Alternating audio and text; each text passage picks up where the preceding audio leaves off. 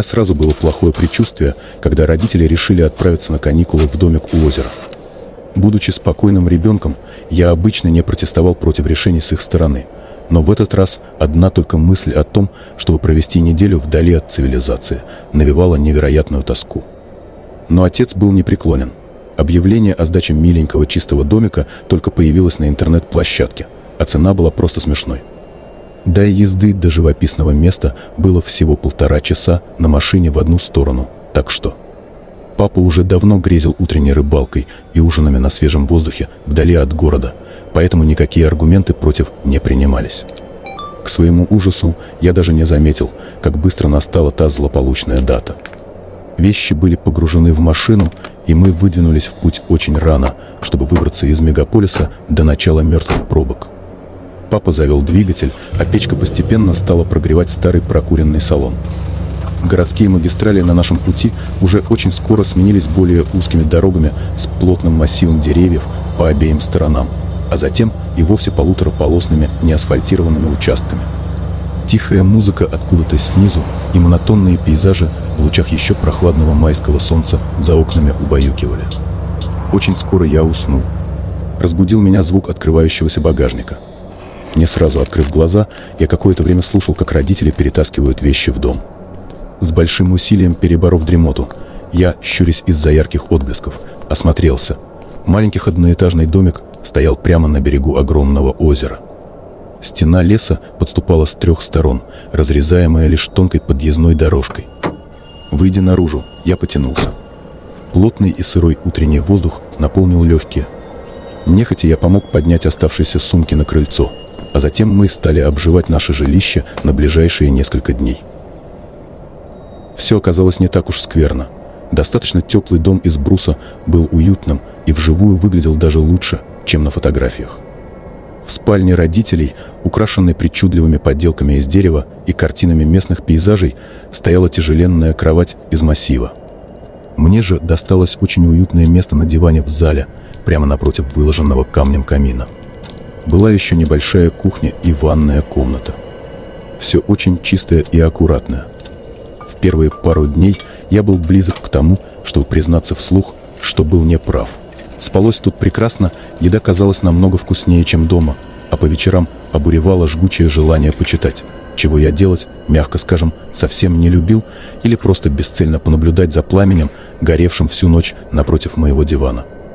Однако произошедшее позже в корне изменило мое отношение к этому месту. На 3-й день папа решил выбраться на утреннюю рыбалку. Мы погрузили снасти в надувную лодку и отплыли подальше от берега. Вязкая и густая тишина изредка прерывалась звуками плюхающихся на гладь озера поплавков, кваканьем лягушек где-то вдалеке и эхом голосов, пролетающих над головами птиц. В полупрозрачном тумане мы то и дело нагибались к удочкам, реагируя на поклевки. Когда солнце вышло из-за деревьев, а поплавки все дольше стали оставаться неподвижными, мы начали собирать снасти. Внезапно мое внимание привлекло движение вдалеке, в кустах прямо напротив дома. Подняв глаза, я увидел силуэт девочки. Прищурившись, я различил светлое платье, практически сливавшееся с болезненно-бледным цветом кожи. Дернув папу за рукав куртки, я многозначительно кивнул в сторону фигуры. Он непонимающе вгляделся вдаль, но лишь вопросительно поднял брови, да пожал плечами. Я еще раз бросил взор в то место, но никого не увидел. Дрожь прошла по моему телу, но отец, улыбнувшись, махнул рукой и предложил сворачиваться быстрее, чтобы успеть к обеду.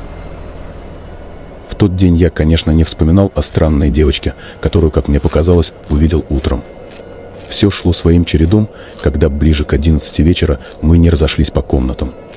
С удовольствием закутавшись в теплое одеяло, я начал читать. Буквально 5 минут, и треск дров в камине разморил меня, заставив провалиться в сон с открытой книгой на груди. Спустя время, уже сквозь дремоту, я почувствовал на себе чей-то взгляд. Выбравшись из глубокого сна, я немного приоткрыл глаза. Прямо за спинкой дивана стояла та самая девочка и, жутко улыбаясь, смотрела на меня сверху вниз, не отрывая взгляда. Парализованный страхом, я не знал, что делать. Происходит ли это на самом деле? Что будет, если я закричу? Стоит ли заговорить с ней? Все нутро подсказывало, что нужно просто ждать. Время тянулось вязкой патокой, а молчание прерывалось лишь тиканием старых настенных часов и редким треском из уже остывающего камина. Не знаю, сколько пролежал без движения. В конце концов я понял, что так долго длиться не может, и, набравшись смелости, немного привстал на диване.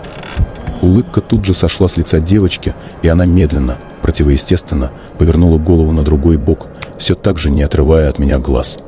Мурашки пошли по телу, но я, ведомый инстинктом, решил заговорить с ней. «Привет». Кто ты? Отшатнувшись, с явным испугом на бледном безжизненном лице, она сделала шаг назад, а затем стремительно развернулась и скрылась в приоткрытой двери ванной. Какое-то время я смотрел ей вслед, а затем решился таки проследовать за ней. К моему удивлению, никого в доме не оказалось.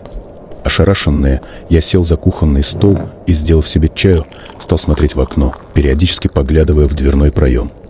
Темный лес вокруг начинал просыпаться, а солнце, поднимающееся где-то вдалеке, просвечивало густой утренний туман. Родители обнаружили меня сидящим на кухне и так и не сомкнувшим глаз после этой ночной встречи. Я рассказал им все, но, конечно, они не поверили ни единому моему слову. Ну или очень умело сделали вид, что не поверили, так как мама какое-то время была подозрительно нервной. Напряжение, которое я невольно растянул в воздухе, истончалось в течение всего дня, пока не растаяло вовсе, когда после ужина мы играли в настольные игры. Вечером, когда я чистил зубы перед сном, стало происходить что-то странное. В обложенном плиткой помещении я услышал звуки, похожие на детский плач. Встряхнув головой и напряженно сощурившись, я решил не обращать на это внимания, успокоив себя мыслью о том, что это может быть лишь игра воображения, которая придала звукам, исходящим от газового котла, причудливую окраску. Уже вытирая лицо полотенцем, я почувствовал легкий толчок снизу, прямо из того места, где лежал коврик. Тут, конечно, нервы мои сдали. Как ошпаренный выбежал из двери и ворвался в спальню к испугавшимся родителям. Сильно раздраженный, отец зашел в ванну. Откинув коврик, он изменился в лице. В полу была сделана маленькая прямоугольная заглушка из плитки, которая служила входом в погреб. Отперев массивную щеколду и призвав нас с мамой сделать пару шагов назад, отец включил фонарик на телефоне, а затем резким движением откинул крышку. Осмотрев полость, он аккуратно спустился вниз по лестнице. Мы уже хотели было подойти к папе, но он стремительно поднялся обратно и, закрыв за собой крышку, попросил маму вызвать полицию, строго-настрого запретив нам приближаться к Ване. Спустя полчаса дом оцепили красно-белой лентой, а я, сидящий на заднем сиденье, уже загруженной нашими вещами машины, смотрел, как полицейские разговаривают с моими родителями, периодически кивающими в мою сторону. Затем подъехали медики, которые вывезли из дома каталку, укрытую белой простыней. Из-под нее виднелась маленькая ручка, обтянутая мертвецки белой кожей. Когда же родителей отпустили с допроса, они сели в машину, и мы молча направились в сторону дома. Я закрыл глаза и сделал вид, что сплю. Почувствовал, что мама посмотрела на меня, а затем сделала музыку чуть погромче. Но сквозь шум шин и радио я услышал часть диалога шепотом, доносившегося с передних сидений. Они же найдут владельца? Дорогая, они проверили по базам. Говорят, что владелец свел счеты с жизнью несколько лет назад, а с домом никаких регистрационных действий не делали после этого. Наследников тоже не осталось, так что... Но кто-то же выложил объявление. Кому-то же принадлежит мобильный телефон, на который ты звонил. Тоже проверили. Номер зарегистрирован на владельца. Чертовщина какая-то. Согласен. Ошибкой было приезжать сюда. Надо было послушать Джейка. Он как будто чувствовал. Как ты? Полегче? Да, все нормально, спасибо. Я испугался страшно, конечно, когда спустился вниз. Черт, она лежала в такой неестественной позе. Ты бы видела. А когда навел на нее свет, клянусь, она двинула головой. Роджер, тебе это просто показалось. Прекрати. Ты же видел, в каком состоянии было ее тело. Этого ну просто не могло быть. Да-да, Линси, ты права. Не будем больше об этом, прости. Надеюсь, они опознают ее. Есть надежда? Что они сказали? Пока никаких зацепок. Бедная девочка. Уже глубокой ночью я лежал в кровати и думал о произошедшем. Конечно, тревога рассеивалась очень медленно, но осознание того, что этот кошмар позади, заставил меня улыбнуться. Счастливый, я провалился в сон. Однако очень скоро тяжелый кошмар вытолкнул меня, покрывшегося холодным потом, в реальность. Клянусь, я почувствовал присутствие отца, стоящего надо мной. На крик, вырвавшийся из моего горла, прибежала мама и, обняв, стала меня успокаивать. За ее спиной в дверном проеме появился папа. Это был всего лишь сон. Спустя время она поцеловала меня в лоб и вернулась в спальню. На секунду задержавшись, за ней проследовал отец, перед этим еще раз взглянув на меня и улыбнувшись. Соседа, пусть